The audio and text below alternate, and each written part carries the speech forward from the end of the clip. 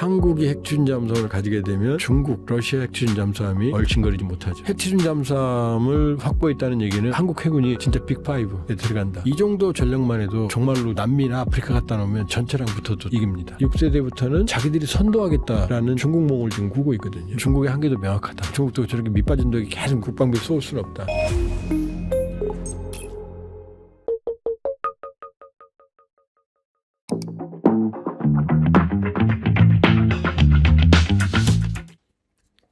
그다음 한국 좀 국방력, 그다음에 뭐 최근 발표된 팩트 시트 관련해서 좀 질문 드리겠는데요.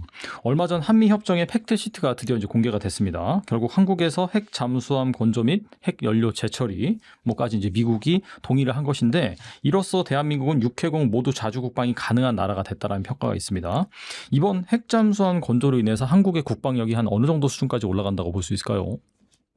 지금 우리 해군력을 보면은요, 고속정급, 연안 고속정급은 이제 개량 참수리, 그 다음에 윤영하급, 그 다음에 이제 호위함은 이제 울산급, 포항급을 대체하는 게 이제 인천급, 대구급, 충남급, 이게 한 3,500톤까지 2,500톤부터 아주 충실해요. 거의 구축함에 가깝습니다. 충남급은. 그 다음에 이제 광개토, 3,500톤급 광개토급 구축함. 그 다음에 이제 4,000톤급대의 이순신급이 있고, 6척이 있죠, 그거는. 그 다음에 이지스 구축함, 세종대왕급 3척이 있고, 7,600톤급. 이번에 이제 정도대왕함 8,600톤급이 진수하거든요. 이것도 3척을 또 확보할 거예요. 그 다음에 이제 KDDX 미니 이지스 구축함을 6척 확보할 예정으로 있고, 이 정도 전력만 해도 정말로 저기 남미나 아프리카 갖다 놓으면 전체랑 붙어도 이깁니다. 예. 잠수함 전력은 이제 2090 92년에 독일 하데베에서 가져온 그러니까 독일이 디젤 잠수함의 세계 최고 기술이에요. 일본하고 양대. 그게 초도함이 장보고였어요. 근데 이제 올 12월에 퇴역하죠. 네. 34년간 쓰고. 그게 9척입니다. 9척. 그 다음에 214급. 1800도 손원일급이 또 9척이에요. 네. 이것도 대단히 좋은 거예요. 공기부려. 이건 AIP라고 그래서 이 자망할 수 있는 시간이 훨씬 획기적으로 늘어나요. 그 다음에 이제 3,000톤급 중잠수. 여기 중은 뭐냐? 무거울 중자예요. 네. 중간이 아니라. 그게 이제 안창호급.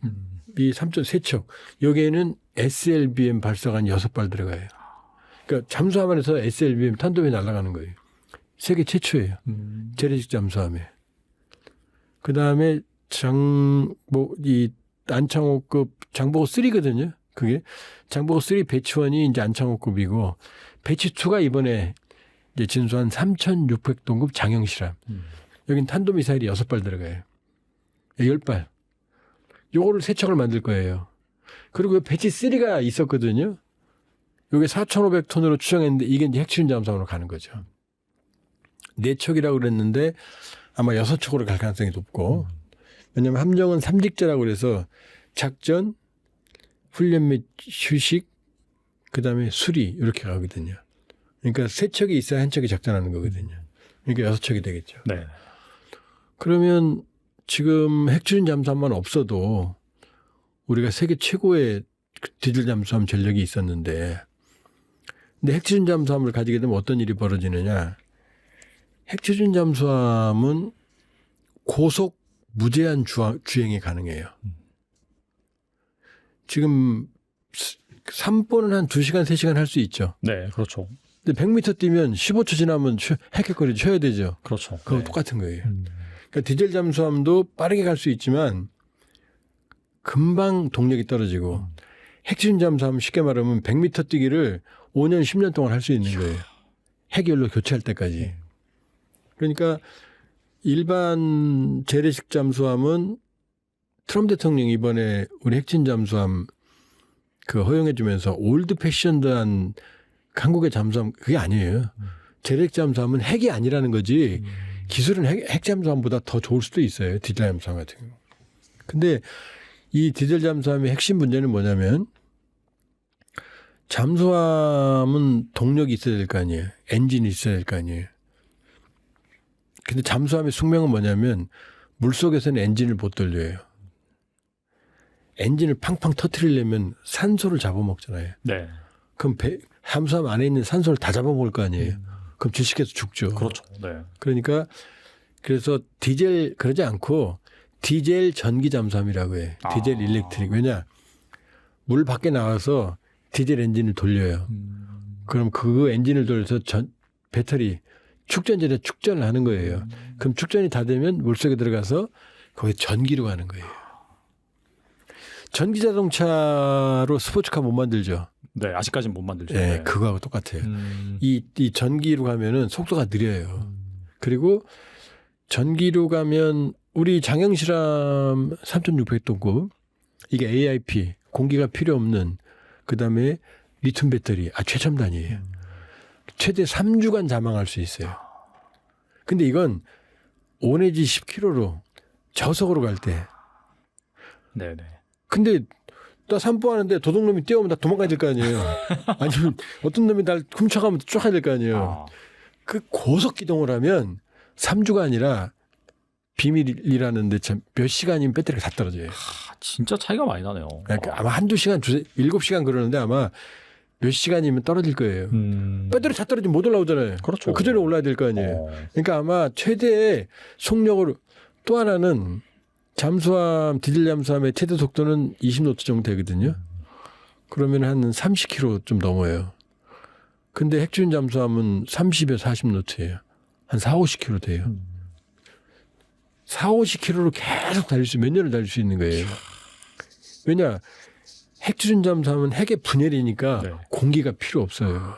그러니까 물속에서 얼마든 분열한단 말이에요. 그다음에 어마어마한 에너지를 발생시키니까 이걸 갖고 바닷물을 담수화시켜요, 전기로. 그러니까 일반 잠수함, 조그만 잠수함 타면 샤워도 제대로 못해요. 물이 부족하니까. 네. 그래서 그 조그만 잠수함 탔던 분들은 물속에서 나오면 집에 바로 안 간대요. 하루 이틀 있다 간대요. 냄새가 찌들었으니까. 진짜요? 식구들은 그러니까 그분들 대우 잘해줘야 돼요. 근데 이 핵추진 잠수함은 크기가 크니까 전기를 무제한 속도, 물도 마음대로 쓰고. 그러니까 이재명 대통령이 그랬잖아요. 그 트럼프 대통령한테 우리가 재래식 잠수함으로 북쪽이나 여기가 중요해요. 중국 쪽 잠수함들을 잡는데 한계가 있다. 네. 왜? 중국 잠수함 핵추진이잖아요. 고속으로 하니까 내가 발견했어도 못 쫓아가잖아요. 답답한 거죠. 그래서 여기 나오셨나? 문근식 한다음에 네. 그러잖아요. 그분이. 저는 어디 가서 익명으로 했더니 다 알더라고요. 그 양반이. 그래서 저한테 우리 채널, 조합업 채널 나와서 그러더라고요. 그 어땠냐고. 그 핵추진 그랬더니 그 확보됐을 때 분이 풀린다 그런 얘기 하더라고요. 그러니까 현역 때 함장 때 얼마나 그 화가 났겠어요. 보면서 뭐 소리는 들리는데.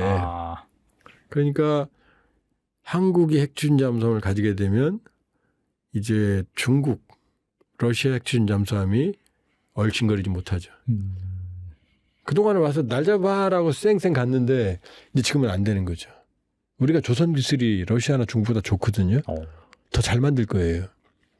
또 하나는 핵추진 잠수함은 지금 5,000톤급 그러는데 지금 6,000톤급이 유력하고 프랑스 바라쿠다 정도, 미국 에리, 지금 전직 한국 해군 잠수함 탔던 분들 대상으로 했던 조사 결과가 하나 있어요. 거기에 보면 우리 해군이 원하는 건 8,000톤급이래요. 이 경험자들이. 그럼 6,000에서 한 8,000톤. 제가 보기엔 6,000톤급 내야 될 것 같은데 되게 되면은 탄도미사일 발사관이 지금 장형실이 10개니까 많으면 한 16개쯤 될 거예요. 거기다가 고위력 탄도미사일. 현무포가 탄두 무게가 한 4.5톤 되거든요. 현무포까지 갈지는 모르겠지만 어쨌든 고위력 탄도미사일을 최소 10발에서 16발을 실은 잠수함이 동해에 들어가서, 동해는 또 뭐가 문제냐면 잠수함의 천국이라고 그래요. 잠수함 진짜 많나 보네요. 거기에. 수심이 깊어요. 아. 숨기 좋아요. 두 번째, 이 소나로 듣잖아요. 근데 이 남쪽에서 난류, 쿠르시오 난류인가 그럴 거예요. 베링에서는 베링에 한류가 내려와서 아, 만나는. 여기 만나면 이게 물이 충돌하겠죠. 그럼 물 덩어리가 생겨요. 그걸 수괴라고 그래요. 이게 막 생기면 소나가 잘 안 통한대요. 그러니까 못 들어요. 감지가 잘 안 되는 네, 거야. 그래서 농담 삼아 전 세계 잠수함 다 있다고 그래요. 네. 그러니까 동해에 들어가서 핵심 잠수함이 그냥 저속으로 운항하거나 서 있으면 못 잡는 거예요. 절대 못 찾아요. 그러면 김정은이 감히 도발하겠어요? 지 머리로, 지 대가리로 12발, 열 몇 발의 미사일이 떨어지는데 어마어마한 전략적 두 번째, 핵심 잠수함은 전 세계 다 가잖아요. 연료봉 보통 5년, 10년 교체하거든요. 그다음에 무기급 고농축을 하는 쓰면 한 20년에서 30년 핵심 잠수함 폐기할 때까지 안 나와도 돼요. 먹을 것 때문에 나와야 돼요. 답답하니까 나와야 되는 거죠. 답답하니까. 그러니까 전 세계 어디든 다 가죠. 전 세계적인 전략적 억제력이 되는 거예요. 자, 포클랜드 전쟁 때, 포클랜드 전쟁 아시죠? 아르헨티나, 네. 영국. 아르헨티나가 포클랜드 침공하니까 제일 먼저 달려간 게 영국의 핵추진 잠수함이에요. 고속으로 물밑으로 가니까. 가서 전쟁의 결정타를 날려요. 포클랜드 전쟁 얘기하면 이제 영국의 인비시블급 경항공모함 조그만 거 여기서 수직 이착륙한 해리역이 이 비행기들의 야 너무 활약을 잘했다 그러거든요. 근데 사실은 핵추진 잠수함이 결정타를 매겨요. 어떻게? 그 당시 아르헨티나는 항공모함이 있었어요. 중형 항공모함이 있었어요. 이 허미스나 인빈시블 이런 경항모의 몇 배나 되는 항공기를 띄울 수 있는 항공모가 있어요. 그러니까 아르헨티나가 왜 힘들었냐면 포클랜드는 영국에서 12,000km 떨어져 있지만 아르헨티나에서 한 600km 정도 떨어져 있어요. 그러니까 항공기가 가서 포클랜드를 점령했지만 여기에는 정규 항공기가 이착을 할 수 있는 이 활주로가 없었거든요. 그러니까 본토에서 항공기가 날라오면 포클랜드 인근에서 5분 정도밖에 못 있어요. 그러니까 오자마자 가야 되니까 해리한테 당한 거예요. 근데 만일에 아르헨티나 항공모함이 왔다면 얼마든지 작전했을 거 아니에요. 근데 아르헨티나 항공모함은 절대 바다에 못 나왔어요. 방콕했어요. 왜냐? 바로 영국에 달려온 핵심 잠수함이 아르헨티나의 수량함 벨그라노 그때 그 8,000톤 만톤 하는 거 정확한 천투가 기억이 안 나는데 네. 거의 만톤 내외 벨그라노 과거 그러니까 구형이었지만 그래도 수량함이었단 말이에요. 이 수량함을 어리 한 발, 어리 두 발로 침몰시킵니다. 그때 아르헨티나군이 한 700명 정도 전사했는데 그중에 절반이 그 배에서 죽어요. 아이고. 그래서 영국에서도 막 혼났어요, 함장이. 너 그거 왜 쐈냐고, 이렇게 많이 죽였냐고. 어쩔 수 없다. 자, 그 사건으로 아르헨티나 항공모함은 항구 밖으로 못 나왔어요. 잠수함이 그런 거예요. 또 하나는 우리가 이제 해역 함대를 만들었어요. 동서남해에. 근데 드디어 기동함대를 만들었어요. 기동함대는 뭐냐? 해역과 관계없이 돌아다니는 전략함대예요. 전 세계 간다는 얘기예요. 지금 아덴만에도 한 대 가 있죠. 네. 지금 여기에 구축함 정조대왕함 이지스를 필두로 10척의 구축함과 4척의 군수보급함을 만들었거든요. 그럼 전 세계 다 가잖아요. 근데 문제가 있어요. 이 수상함들은 최대 30노트까지 속도가 나거든요. 그러면 미국의 CSG 항모 타격단도 항모는 최강의 무기지만 이 자체는 깡통이란 말이에요. 무기가 없어요. 비행기밖에. 네네. 그러니까 물 위에서는 이지스 구축함, 타이거 네로과급 이지스 순양함, 최소 2척의 이지스급 구축함들이 지키고 군수보급함 하나 따라다니고 물속의 잠수함을 막아주는 LA 공격 원잠이 따라다니거든요. 왜? 항공모함의 속도 30노트를 따라갈 수 있으니까 얘는. 재래식은 안 되잖아요. 이 속도가 안 나오잖아요. 네. 그러니까 기동함대를 만들어도 물속에서 보호가 안 되는 거예요. 약간 잠수함 한번 뜨면은 그렇죠. 힘들겠네요. 그런데 핵추진 잠수함은요. 속도가 나오잖아요. 이게 진정한 의미의 기동함대가 완성되는 거고 여기에 독도함, 마라도함, 상륙함 얘네들이 일개 대대 그 완전 무장한 해병 병력을 실을 수 있거든요. 얘네를 같이 기동함대를 편성을 하면 이제 어디든 병력을 투사할 수 있는 거예요, 전 세계에. 물론 독도함과 마라도함은 초기부터 항모가 아니기 때문에 속도가 좀 늦어요. 그러나 일단 구성할 수 있고 향후 속도가 빠른 항모급 혹은 속도가 빠른 수송함을 만든다고 그러면 이제 핵추진 잠수함은 완벽하게 이 함대를 보호할 수 있는 거죠. 그러니까 핵추진 잠수함은 쓸모가 무궁무진한 거예요. 그러니까 핵추진 잠수함을 확보했다는 얘기는 이제 한국 해군이 진짜 빅5에 들어간다라고 볼 수 있죠. 그러면 지금 장보고급 209 소형은 이제 퇴역하고 있고 이거를 퇴역시키고 이제 손원일급 아니면 이제 안창호급, 장영실급 핵추진 잠수함 요거만 운영해도 충분하죠. 우리 209급 우리가 잠수함이 얼마나 전력이 충실하냐면 자 209 장보고급이 이제 차를 퇴역하잖아요. 이걸 노리는 국가가 한둘이 아니에요. 이거 달라고. 그러니까 이 어쨌든 한국의 국방력은 핵추진 잠수함으로 이제 거의 마지막 수건. 저도 개인적으로 수십 년 동안 핵추진 잠수함, 그 다음에 핵 연료 농축 제철이 이 세 가지 종합 선물 세트를 제가 주장해 왔거든요. 이게 돼야 지금 자주국방이 된다. 네. 그러니까 핵무기는 가지고 있어봐야 쓰지도 못하고 국제사회가 금지하고 근데 핵추진 잠수함을 가지게 되면은 핵과 관련된 노하우가 만들어집니다. 그러니까 유사시에 많은 일에 응용할 수 있는 핵기술들을 우리가 확보할 수 있거든요. 그러니까 핵추진 잠수함은 지금 뭐 일부 뭐 갑론을박이 있지만 그건 금물이다. 거기에 있어서만큼은 모두가 합심을 해야 된다. 되느냐 안 되느냐가 아니라 반드시 확보해야 된다. 그래야 발 뻗고 잘 수 있고 우리 후손들도 발 뻗고 잘 수 있다. 핵추진 잠수함만 가지면 사실상 자주국방이다. 이렇게 볼 수 있어요. 마지막 좀 질문 좀 드려보겠는데요.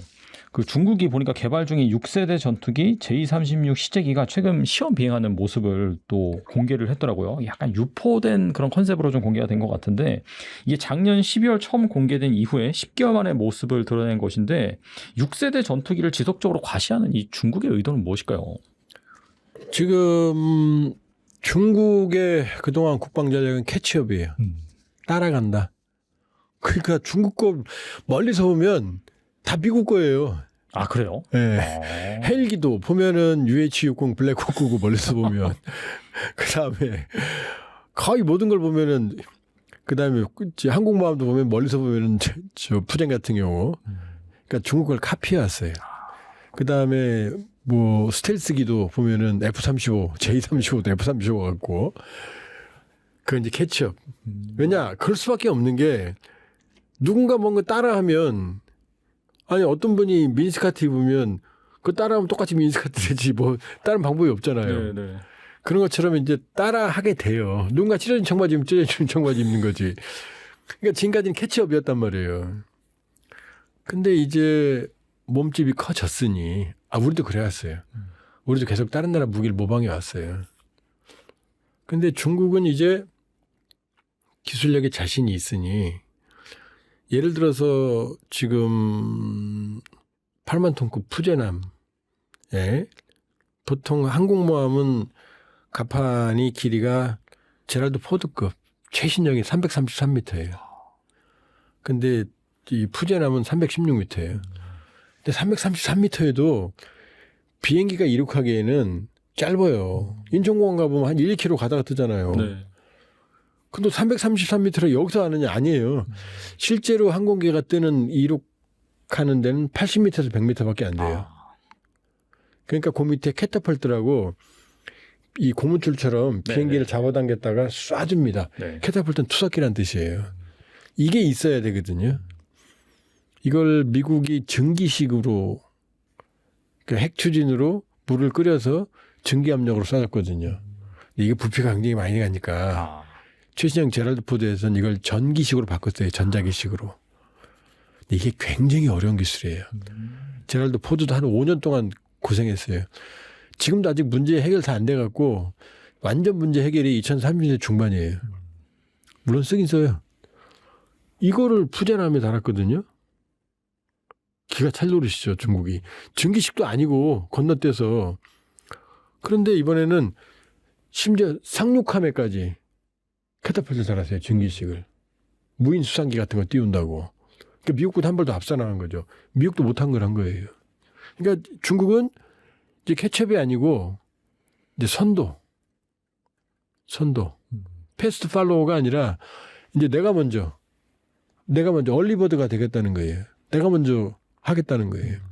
그러니까 지금 이번에 중국 전승절에 보여준 걸 보면 레이저 무기부터 시작해서 수중 수중 드론부터 시작해서 미국이 안 가지고 있는 그런 무기 체계를 많이, 그리고 6세대 전투기보다는 이제 6세대부터는 자기들이 선도하겠다라는 중국몽을 지금 꾸고 있거든요. 그러니까 이게 지금 미국으로서는 딜레마죠. 물론 미국도 어려운 전자기식 캐터필트를 중국이 8만 톤급, 10만 톤급에도 구현이 어려운데 8만 톤급에 구현하고 정상적으로 작동한다? 그건 모르죠. 그러나 지금 흐름으로 보면 중국은 이제 미국을 뛰어넘는 이제 무기 시장을 선도하는 선도자가 되겠다. 프론티어가 되겠다. 이게 강해요.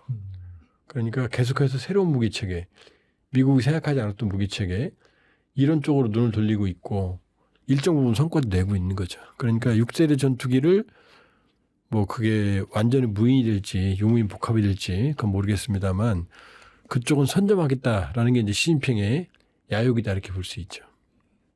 아직까지 그래도 이제 중국의 공군 전력이 이 미국과 비교해서는 뭐 그렇게 뭐 많이 따라왔다라고 이제 볼 수 있는 건가요? 아니면은 어떻게 보세요? 이런 부분은? 전쟁은 무기만 있다고 되는 게 아니고요. 미국이 세계 최초 항공모함이 영국에서 나온 게 1918년이거든요. 미국이 2020년에 랭리라고 석탄 운반선을 개조하거든요. 100년이 넘었어요. 그래서 항공모함의 역사를 피해 역사라고 그래요. 그 머나먼 하늘에서 보면 바다에 떠 있는 그 공항도 보면은 여기께서 보면은 전만하잖아요. 항공모함 그 330m 아무리 커봤자 그게 보이겠어요, 하늘에서.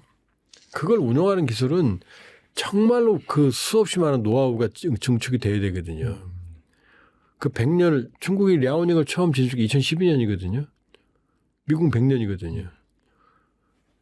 두 번째, 미국은 에브리데이 어디선가 전쟁하잖아요. 그러니까 끊임없이 실전 경험을 전술, 교리, 전략에 다 반영을 하거든요. 중국은 마지막 전쟁한 게 언제? 중월 전쟁이잖아요. 네. 79년. 아. 그때도 코피 터졌잖아요. 예, 베트남한테. 그러면은 이런 노하우면 그다음에 실전 경험 이런 면에서는 현저하게 그다음에 겉으로 드러나는 국방비는 뭐 중국은 많이 숨겨놨다고 그러지만 미국 국방비의 한 3분의 1밖에 안 돼요. 현재까지도. 그렇게 보면 겉으로만 볼 수는 없다. 겉으로만 볼 수는 없다. 그리고 뭐 푸젠함도 제가 이제 푸젠함이 문제가 많거든요. 네. 그래서 그걸 좀 분석을 했더니 댓글 안 보는데 우연히 잘못해서 봤더니 네. 뭐 무슨 중국도 다 알고 있다. 이건 시범함의 성격이다. 뭐 다음번 터달할 거다 그러는데 중국이 뭐 무슨 저기 돈 찍어내는 기계인가요? 랴오닝도 훈련함, 산둥도 이 정상적인 작동 못해. 푸젠함도 끝없이 중국이 돈을 쏟아볼 수는 없어요. 그 비효율성은. 아무리 중국이라도. 그렇게 보면 중국의 군사적 위협은 점점 커지고 있고 네. 미국의 부담이 된다. 그러나 그렇다고 해서 중국이 맞는 건 아니다. 그 두 번째, 지금 우리도 해군력이 장난이 아니거든요. 일본도 장난이 아니에요. 네. 중국이 푸젠함, 평가판함 만들었지만 일본은 이즈모급 배수량이 한 2만 톤 됩니다. 만재 배수량은 거의 한 3만 톤에 육박하는 대형 수송함 호위함 헬기 호위함인데 항모예요. 이걸 다 갑판 개조해서 이즈모급 뭐 F-35B 해병대용을 12대를 실어요. 어마어마한 가공할 만한 위력이에요. 그다음에 이번함이 카가거든요. 네. 카가는 이제 진주만 공격했던 항공모 이름이거든요. 쟤네 자랑이죠.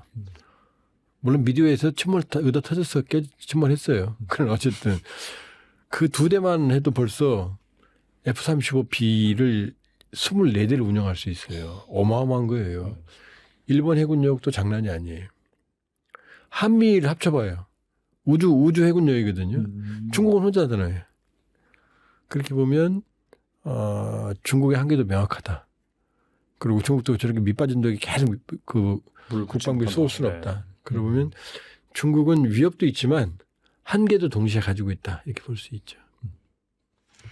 네, 오늘 나오셔서 정말 좋은 말씀 많이 해주셨는데 끝으로 이 영상을 보고 계신 분들 위해서 한 말씀만 부탁드립니다.